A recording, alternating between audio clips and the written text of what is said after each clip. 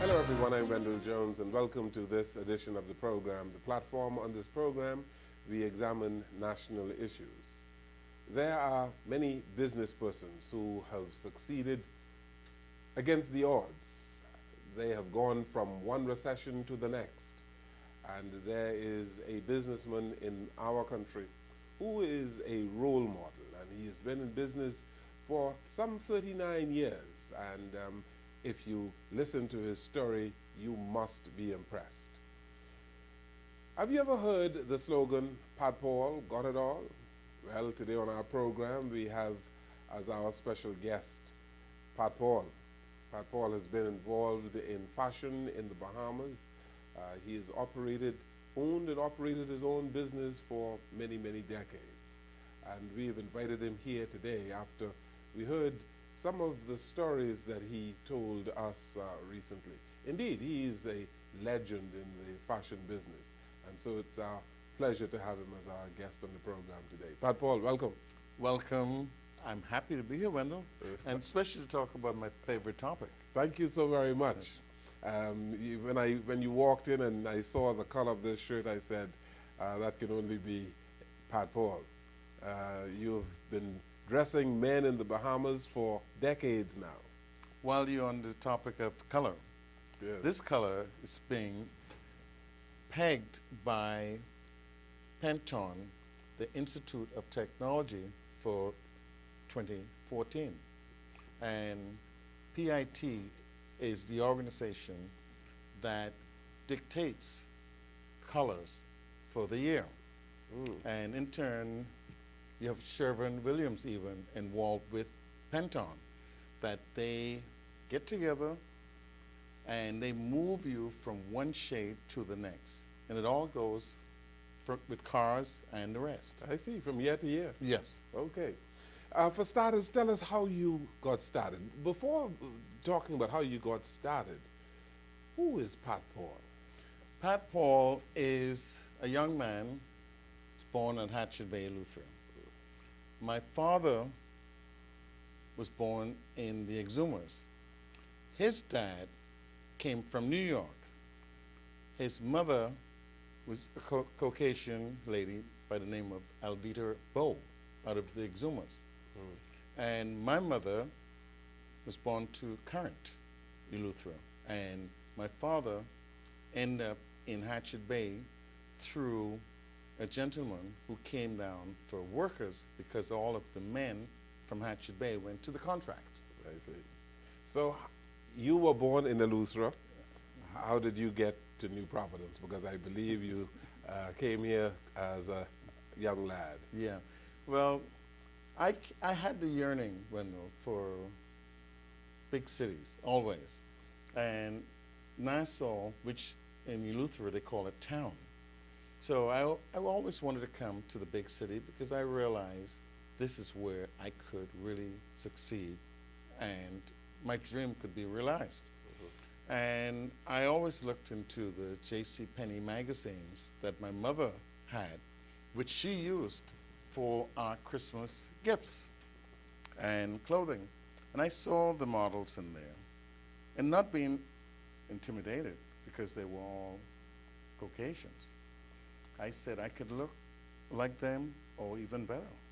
So I end up in Nassau through a cousin who was getting married. I kept telling my mom I want to come to Nassau. But she said, no, you're not going to town. It's too dangerous. I said, no, things could work. So my cousin decided to get married, and he wanted me to stand. My cousin Buck, Freddie. And I came down for his wedding, and what I did, I found a job as a mason helper on Collins Avenue, Mr. Hall's building, opposite Colino. So I told my mother, I said, I'm not coming back. So she said, why? I said, well, I see something here that I want. So she said, what? She said, you better come back. What I did, my mother was a lover of shoes, Wendell. So I bought a pair of size 8.5 shoes from Mike's. And the deal was sealed. I sent them home. The deal was sealed. She said, you could stay. Yeah. She was a fashionable person herself. Yes, yes. But you were in the construction business early, Yeah. and then you decided that you would go into the profession of your choice. You always wanted to be involved in the clothing business. Hmm. And I'll tell you how the other portion evolved. I ended up to Nassau Beach Hotel as a waiter. I got a promotion to front desk night auditing. One morning, about 8 o'clock, we were settling. A young lady by the name of Pat Ruffin, a Canadian girl. She came, she said, Pat, I've seen you around. I know you did some modeling, but I have a friend. They're opening a boutique, and I think you'll be the perfect person for the store. Mm. Why don't you let me arrange a meeting so you all can get together and discuss? So I said, sure. So we arranged, we got together. The folks were Richard Lightburn, who was the attorney, his wife Gabrielle, Victor Moody, and a young man out of Britain called Bones. Mm. So I met with them, and they agreed right away that I'm the guy to run the store, Bonneville Bones. So I got my start there. Then I started to do some local fashion shows and got picked up by Annie B., who had connections worldwide, and Flo Miller. But then I moved from there, working to Bonneville. From there, a young man by the name of Warren Knowles would always come in and shop. But this young man would sit every Saturday. He would sit in the couch and just sitting there. He would buy things, but he would sit. And I said, this gentleman, he buys, but he just sits there. But not knowing that Warren wanted an investment. Mm. So he said, Pat, why don't we get together and open a store? So I kept toying around with it. I kept, you know, it was cold feet. You know, cold feet, Yeah. that, you know, with poor circulation could give you, could happen, right? Yes, yes. So anyways, I end up agreeing with Warren. So we got credit from a man out of Canada who Warren knew through the company he worked for, which was Penny Farthing, and we see. started. But before we start talking about Pat Paul's store, the institution, you were a model. Yep. Yes. And in the 70s, I believe it was, Yeah, late 70s? Yeah, yeah. Late 60s, close to the 70s, yes, yes. What gave you this idea or the notion that you can be a model, or is it that you just liked the way you looked? Was it ego? It's true. Ego is number one. To be a good model, you need ego. And ego, too, is sometimes my favorite sin. Mm. Yeah. So you felt that you were capable, as you said, you saw the J.C. Penney catalogs, and you thought you can do this thing too. Oh, yeah. Oh, yeah. And so you modeled for a number of businesses in the country, eh? Yeah. Then the big break came with DuPont Fabric. They came, held some auditions, plus kids, tennis, to 2 international companies. I hit both of them. It was a guy here by the name of Doug Cruden. He was #1 as a model here. And somehow I came on the scene and took control of it. You took control. Yeah, took control. And with DuPont Fabric, the one that really took me to the height was the shoot. The photos end up in billboards 10 feet tall in Penn Station all through New York. And a gentleman by the name of Phil Mattingly. There's a couple now. Yeah, Yes. Mhm. Phil Mattingly. He did the modeling for DuPont. The cigarette man.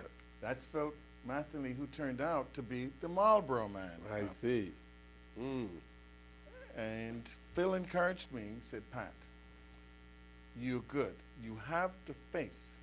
You have expressions.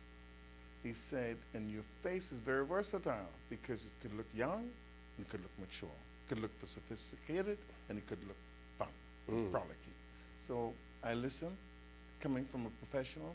He said, Pat, get into acting. Learn acting, because with commercials, with acting, you need for the commercials. And you met Phil right here Yeah. in the Bahamas? He was a regular here. He did all his shoots because he lived in Florida, because he stayed tan, and they wanted this tan model. So he did a lot for our local Ministry of Tourism. He was in our ads. Interesting. Pat Paul, you mentioned the store that you and Warren Knowles Yes, yes. developed. Mhm. So you decided that you would use your name. Yes, yes. Why? Because I had the experience from Bonneville. So I said, why not name it Pat Paul's Experience Boutique? Mm. So that's how it came about. And through the following from Bonneville, for instance, a dad would come in who purchased from me. He brings his son for graduation. I outfit the son. When that son becomes older, you want to go on his first job interview, dad brings him back to buy his first suit for his interview. Then that son started the whole thing rolling again. He brought his son for graduation and for the first job, and then we started to marry everybody. We did the weddings. So it became a snowball effect. That was a time when most men bought their clothes in New Providence. A whole Yes. lot of people shop outside the country now. Yes, yes. You had the Distinctive Shop and the Island Shop and Fashionette and the Nassau Shop, which was formerly the men's shop. So you had a great deal, a great The grip. grip on things. In addition to that, you had a lot of competition. At that time, we had Distinctive Shop, we had Matinee, we had Charlton's, we had Hot Wire, we had a Jeep, K.S. Moses, Dad and Lad, and the Wardrobe, quite a few actually. But you know, it takes stickability, Wendell. And plus, fashion is something, you have to live it. Fashion is something you live, you eat that. To be controlled, like you in your operation, you live this. So don't care what wave comes along. It cannot shake you. It cannot take you under. But you ride with it and you move with the wave.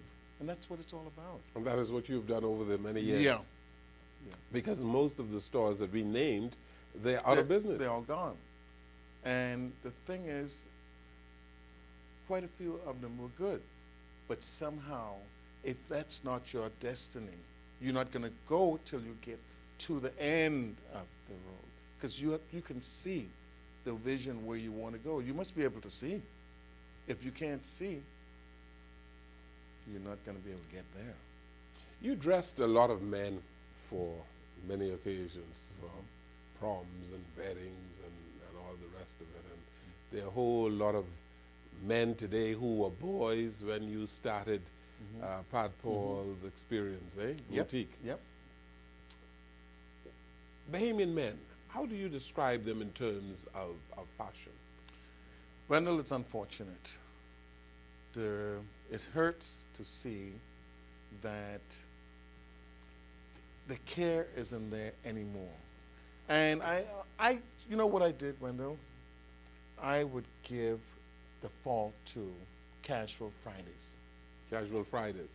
Since Casual Fridays came along, men got into this real relaxed mode. Or if I could go to work with denims and a shirt or a Bermuda, and so I don't need to dress because I feel good, I'm accepted like this. So it's a lot of blame to Casual Fridays. So Bahamian men dressed better in years gone by than they do today? They cared, and unfortunately, they cared for their appearance. And the pride was there. And it's going to come back. I'm going to come back with a collection that I'm designing for Bahamian men. And we should be able to launch it in 2016. Interesting. Yeah. I want to talk to you about your involvement in some other areas, and you were an actor as well. Yes. Let's talk about that, but we're Yes. going to take a break here on the program. Pat Paul is our guest on the program today. He is a fashion businessman. We take this break, we'll come right back.